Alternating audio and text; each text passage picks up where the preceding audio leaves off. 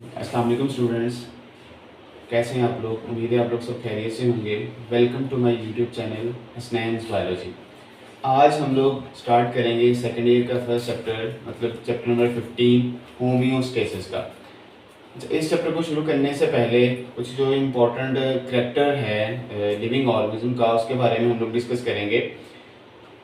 Living organism का जो एक बेसिक करैक्टर है बेटा, वो क्या है कि वो अपना जो इंटरनल बॉडी का इन्वायरमेंट है उसको क्या करते हैं, मेंटेन करते हैं। चाहे एक्सटर्नल इन्वायरमेंट के अंदर जितनी मर्जी चेंजेस आ जाएं, लेकिन उनका जो इंटरनल बॉडी का इन्वायरमेंट होगा उसको क्या रखा जाएगा, मेंटेन रखा जाएगा, एक नैरो रेंज के अंदर रहते हुए।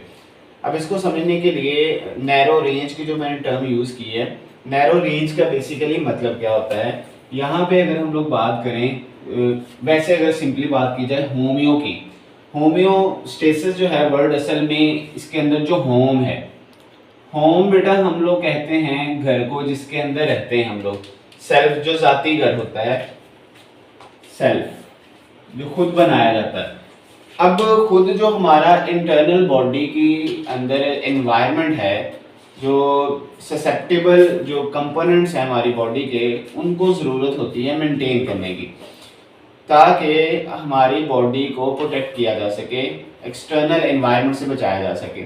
अब नैरो रेंज के अंदर उसको मेंटेन करना है। नैरो रेंज के अंदर मेंटेन कैसे करेंगे हम लोग? नैरो रेंज के अंदर बेसिकली हम लोग कहेंगे कि बिल्कुल एक फिक्स नहीं होगा पॉइंट, बल्कि एक दो पॉइंट के अंदर दूसरा रहते हुए, रेंज के अंदर रहते हुए हम लोग ने क्या करना है, उसको मेंटेन करना है, ताकि इजीली उसको क्या किया जा सके, मेंटेन किया जा सके। तो यहाँ पे सबसे पहले बेटा हम लोग आ जाते हैं होम्योस्टेसिस की डेफिनेशन की तरफ। होम्योस्टेसिस बेसिकली बेटा क्या है? होम्योस्टेसिस बेटा प्रोटेक्शन होती है इंटरनल बॉडी के एनवायरनमेंट के from the harms of fluctuations in the external environment. External environment के अंदर चाहे जितनी मर्जी चेंजेस आती जाएं, लेकिन हमारा जो इंटरनल बॉडी का एनवायरनमेंट है वो क्या होना चाहिए, वो मेंटेन होना चाहिए। अब इसको डिफाइन हम लोग कर सकते हैं कि ये क्या है, प्रोटेक्शन बेटा होती है,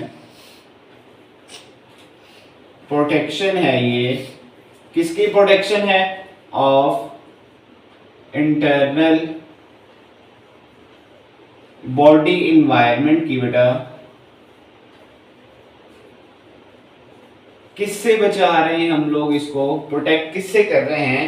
from the harms of fluctuations, from harms of fluctuations. किसके अंदर फ्लक्चुएशंस की वजह से हार्म हो सकती हैं? इन एक्सटर्नल एनवायरनमेंट, इन एक्सटर्नल एनवायरनमेंट। एक्सटर्नल एनवायरनमेंट के अंदर जितनी मर्जी फ्लक्चुएशंस आती जाएं, चेंजेस आती जाएं, हम लोगों ने क्या करना है, हम लोगों ने अपने इंटरनल बॉडी के एनवायरनमेंट को क्या करना है, प्रोटेक्ट करना है, ताकि उसको नुकसान से बचाया जा सके। अच्छा, अब इन लिविंग ऑर्गेनिजम्स को जरूरत क्यों पड़ती है? Why living organism need to maintain their internal body environment. अब क्योंकि बेटा हम लोग जो रह रहे हैं, लिविंग ऑर्गेनिज्म जो है वो एक कंटिन्यूसली चेंजिंग एनवायरनमेंट के अंदर रह रहे हैं।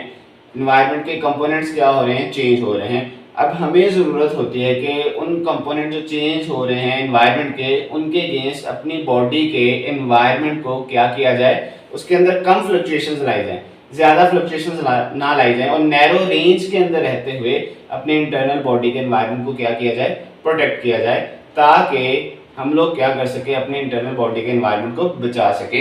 अब जरूरत क्यों पड़ी? ये अक्सर शॉर्ट क्वेश्चन आप लोगों से पूछ लेता है, फर्स्ट पेज के ऊपर ही लिखा हुआ है, इसका आंसर मैं यहाँ पे लिख देता हूँ कि why living organism need to maintain their internal body environment. तो पहला इसका पॉइंट बेटा हम लोग लिखेंगे, पहले पॉइंट के अंदर हम लोग लिखेंगे कि एक्सटर्नल जो एनवायरनमेंट है वो कंटिन्यूसली क्या हो रहा है, चेंज हो रहा है या फ्लक्चुएट हो रहा है। एक्सटर्नल एनवायरनमेंट कंटिन्यूसली चेंज हो रहा है। तो फिर हमें क्या करना है, लिविंग ऑर्गेनिज्म को किस चीज की जरूरत पड़ती है? Living organisms need to protect its internal environment, internal environment को उनको जरूरत पड़ेगी प्रोटेक्ट करने की। कैसे प्रोटेक्ट करेंगे? By keeping internal environment, internal environment को कीप करना है इन ए नैरो रेंज।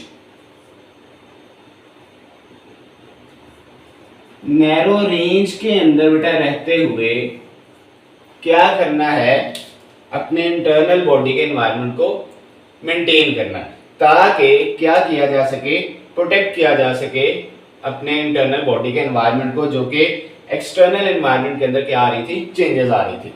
अच्छा, उसके बाद अब ये जो मेंटेनेंस है ये किसी भी लिविंग ऑर्गेनिज्म के सर्वाइवल के लिए बहुत जरूरी है। सर्वाइवल मतलब उसकी बॉडी के अंदर डिफरेंट एंजाइम्स हैं, वो आगे भी मैं आपको एग्जांपल बताऊंगा। अगर हमारा बॉडी का जो टेम्परेचर है वो एक नॉर्मल रेंज से बहुत ज़्यादा अगर बढ़ जाए तो हमारे बॉडी का जो मेटाबॉलिज्म है वो डिस्टर्ब हो जाएगा, जिसकी वजह से हमें एनर्जी बिल्कुल भी नहीं मिलेगी। अब कौन कौन से ऐसे बॉडी के ससेप्टेबल कंपोनेंट्स हैं जिनको जरूरत बेटा पड़ती है मेंटेन करने की? अब उनके अंदर 3 तरह के ससेप्टेबल कंपोनेंट्स बेटा आ जाते हैं। वो कंपोनेंट्स कौन कौन से हैं? उनमें जो पहला बेटा कंपोनेंट है हमारी बॉडी का जो वाटर है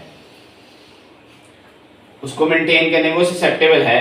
उसके अलावा वाटर के अलावा बेटा हम लोग कहते हैं कि सॉल्ट, वाटर और साल्ट की जो मेंटेनेंस है वो बहुत जरूरी है। अगर हमारी बॉडी के अंदर वाटर या साल्ट की कमी हो जाए या ज्यादा हो जाए तो उसकी वजह से बहुत सारे डिसऑर्डर्स हो सकते हैं, वो आगे नेक्स्ट फर्दर हम लोग पढ़ेंगे। उसके अलावा दूसरा जो ससेप्टेबल कंपोनेंट है, ससेप्टेबल का मतलब क्या होता है? ससेप्टेबल ऐसा जो कि बहुत क्रूशियल है, मतलब एनवायरनमेंट के अंदर जैसे ही थोड़ी बहुत चेंजेस आना शुरू होंगी तो ये वाले फौरी उसके अगेंस्ट रिस्पॉन्ड करना शुरू करेंगे, अपने अंदर भी चेंजेस लेके आएंगे, फिर इनको जरूरत पड़ती है कि मेंटेन किया जाए। फिर उसके बाद दूसरा जो बेटा कंपोनेंट आ जाता है वो है हमारी बॉडी का टेम्परेचर। टेम्परेचर भी एक ससेप्टेबल कंपोनेंट है जिसको जरूरत पड़ेगी मेंटेन करने की। फिर उसके बाद थर्ड वन जो बेटा कंपोनेंट आ जाता है हमारी बॉडी के वेस्ट, खास तौर पे कौन से waste? Nitrogenous waste.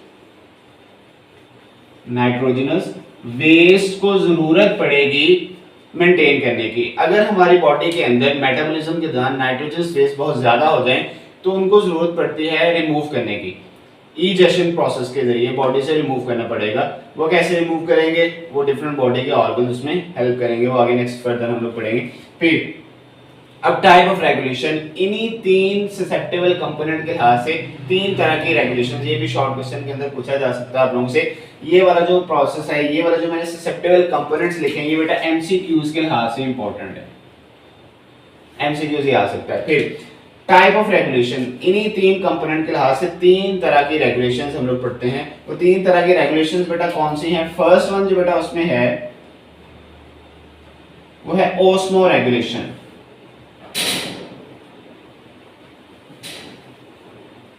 Osmo regulation, osmo regulation क्या है? आप लोग 9th 10th के अंदर फर्स्ट ईयर के अंदर भी बेटा पढ़ा था ओस्मोसिस के हवाले से। ओस्मोसिस बेसिकली टर्म बेटा हम लोग यूज कर सकते हैं वाटर और साल्ट के लिए। वाटर के मॉलिक्यूल की जो मूवमेंट होती है from the low solute concentration to high solute concentration, solute मतलब साल्ट और वाटर, तो इन दोनों कंपोनेंट को जब यूज किया जाता है इनकी मूवमेंट के लिहाज से तो हम लोग ऑस्मोसिस की टर्म यूज करते हैं। तो ऑस्मो रेगुलेशन क्या बेटा होगी? ऑस्मो रेगुलेशन बेसिकली मेंटेनेंस होती है वाटर और साल्ट की कंसंट्रेशन की। तो ये बेटा क्या होगी? Maintenance of water and salt concentration in our body. इसको बेटा हम लोग क्या कह देंगे? ओस्मो रेगुलेशन का नाम देंगे। फिर उसके बाद सेकंड वन जो है, सेकंड वन बेटा हम लोग कहते हैं जो रेगुलेशन आ जाती है वह है थर्मो रेगुलेशन। थर्मोरेगुलेशन। थर्मोरेगुलेशन क्या है? थर्मोरेगुलेशन थर्म से वर्ड निकला बेटा, और थर्म का बेटा मतलब क्या होता है? टेम्परेचर के लिए यूज करते हैं। मतलब अगर हमारी बॉडी के अंदर टेम्परेचर को मेंटेन करना है हम लोगों ने, ताकि हमारा जो इंटरनल बॉडी का मेटाबॉलिज्म है वो भी नॉर्मल हो सके। अब वो जो मेटाबॉलिज्म को बेटा कंट्रोल करते हैं वो डिफरेंट एंजाइम्स होते हैं, और वही जो एंजाइम के फर्स्ट ईयर का चैप्टर नंबर 3 और 9th के अंदर भी आप लोगों ने चैप्टर नंबर 6 में पढ़ा था। टेम्परेचर, एक खास टेम्परेचर तक एंजाइम्स की जो एक्टिविटी बेटा मैक्सिमम होती है, उसको हम लोग ऑप्टिमम टेम्परेचर कहते हैं। अगर उससे मजीद बढ़ा दिया जाए तो एंजाइम्स क्या हो जाते हैं? डीनेचर हो जाते हैं। अब थर्मोरेगुलेशन क्या है? थर्मोरेगुलेशन बेसिकली बेटा मेंटेनेंस होती है ऑफ बॉडी टेम्परेचर। बॉडी के टेम्परेचर को क्या बेटा करना है? मेंटेन करना है with in a narrow range, with in narrow range के अंदर। अब ये नैरो रेंज बेसिकली बेटा क्या होती है? मतलब अगर सपोज एक सिंपल सी मैं एग्जांपल दे देता हूँ आप लोगों को। अगर आप लोगों ने कहीं भी सफर करना है बेटा, सफर करते हुए आप लोग सपोज इस्लामाबाद में किसी जगह जा रहे हैं, तो आप लोग किसी से कोई एड्रेस पूछते हैं, तो आप लोगों को जिस जगह का पूछा जा रहा है, आप लोग किसी से पूछ रहे हैं, जिससे पूछेंगे वो आपको इसके करीब करीब वाले जो मशहूर जगह उनके बारे में बताता है, ताकि आप लोग अपना जो डिस्टेंस है वो इजीली मेंटेन कर सके। अब यहाँ पे वही वाली नैरो रेंज है। वही वाली नैरो रेंज का मतलब क्या है? ताकि इजीली आप लोग क्या कर सके? उसको मेंटेन, ना बहुत कम होगा ना ही बहुत ज्यादा होगा, एक नैरो रेंज के अंदर रहते हुए इसको मेंटेन करना है। जैसे सपोज एग्जांपल दे बेटा हम लोग, आपकी बॉडी का जो नॉर्मल बेटा टेम्परेचर होता है वो 37 डिग्री सेल्सियस है। अब ये नॉर्मल 37 ही क्यों है? क्योंकि ज्यादातर बॉडी के बेटा एंजाइम्स है वो इसी ऑप्टिमम टेम्परेचर पे रहते हुए मैक्सिमम अपना वर्क करते हैं। अब मेंटेन हम लोगों ने करना है। मेंटेन कैसे करना है कि लोएस्ट, कम से कम जो होगा वो 36 डिग्री सेल्सियस हो सकता है, और मैक्सिमम भी बेटा 38 डिग्री सेल्सियस हो सकता है। इस रेंज के अंदर रहते हुए आप लोगों ने क्या करना है? इसको मेंटेन करना है। This range will be known as narrow range. इसी नैरो रेंज के अंदर रहते हुए आप लोग मेंटेन करेंगे तो ही आपकी बॉडी के एंजाइम जो है वो नॉर्मल अपना फंक्शन परफॉर्म करेंगे। थर्ड वन जो है बेटा, थर्ड वन इसकी जो टाइप है बेटा वो है एक्सक्रीशन। एक्सक्रीशन आप लोग 9th 10th में पढ़ते आ रहे हैं, फर्स्ट ईयर के अंदर भी पढ़ा है एक्सक्रीटरी सिस्टम के हवाले से। एक्सक्रीटरी सिस्टम बेसिकली हमारी बॉडी के जो वेस्ट होते हैं, खास तौर पे नाइट्रोजनस वेस्ट, उनको जरूरत पड़ेगी रिमूव करने की बॉडी से। अगर वो हमारी बॉडी में रहेंगे तो डिफरेंट कॉम्प्लिकेशंस काज कर सकते हैं। तो ये असल में बेटा क्या होती है? ये असल में रिमूवल होती है ऑफ नाइट्रोजनस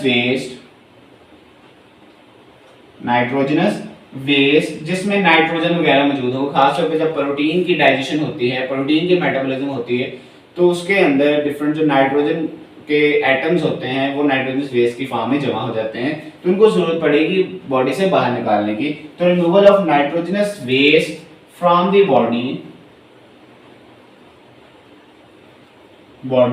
इसको क्या कहा जाएगा बेटा? एक्सक्रीशन। इसमें एक एक्सक्रीटरी ऑर्गन की मैं एग्जांपल लिख लेता हूं।